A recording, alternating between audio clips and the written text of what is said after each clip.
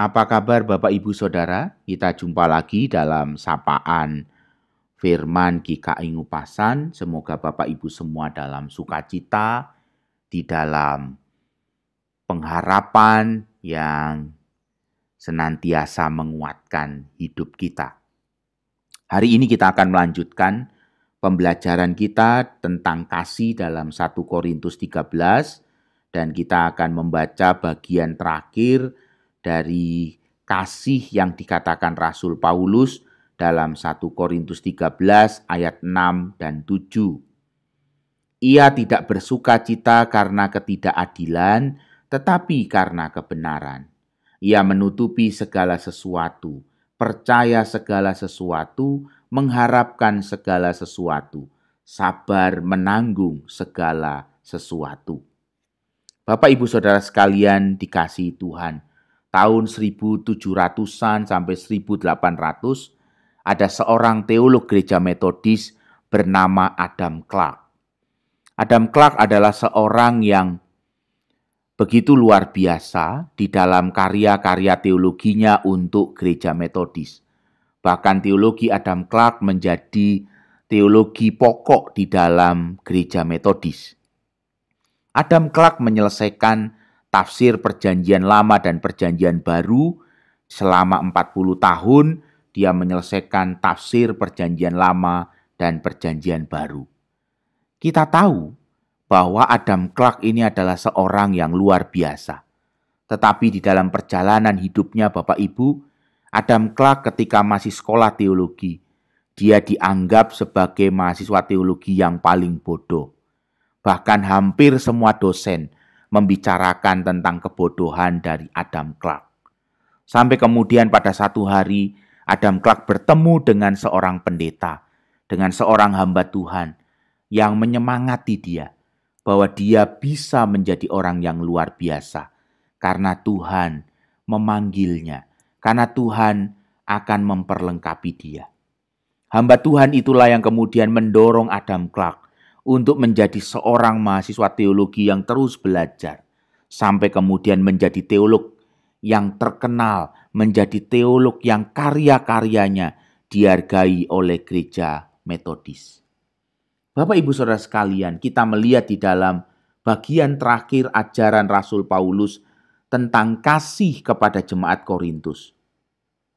Rasul Paulus mengatakan demikian, bahwa kasih itu tidak bersukacita karena ketidakbenaran, tetapi kasih itu bersukacita karena kebenaran. Artinya Bapak Ibu, kasih itu akan menyingkapkan kebenaran. Kasih itu tidak menyelubungi kebenaran, tetapi menyingkapkan kebenaran. Jadi kasih itu tidak akan menutupi yang namanya kebenaran, tetapi dia akan membuka kebenaran. Tetapi di sisi yang lain, ketika kasih itu menyingkapkan dan membuka kebenaran, dia juga menutupi segala sesuatu, dikatakan di ayat 7. Artinya, dia tidak akan mempermalukan. Dia tidak akan mempermalukan orang yang dikasihi. Karena dia percaya segala sesuatu. Karena dia percaya di dalam segala sesuatu ada pekerjaan Tuhan. Dan kalau ada pekerjaan Tuhan di dalam segala sesuatu, maka dia akan punya pengharapan di dalam segala sesuatu itu. Tidak berhenti di sana. Setelah menemukan pengharapan di dalam segala sesuatu, karena percaya akan pekerjaan Tuhan di dalam segala sesuatu, maka orang-orang yang punya kasih seperti itu akan sabar menanggung segala sesuatu juga. Sampai apa? Sampai kasih itu menghadirkan kasih yang lain dalam hidup orang yang dikasihinya. Itulah perjalanan kasih. Perjalanan kasih itu untuk menghadirkan kasih yang lain pada hidup orang lain. Kasih itu berlanjut. Kasih itu tidak berhenti.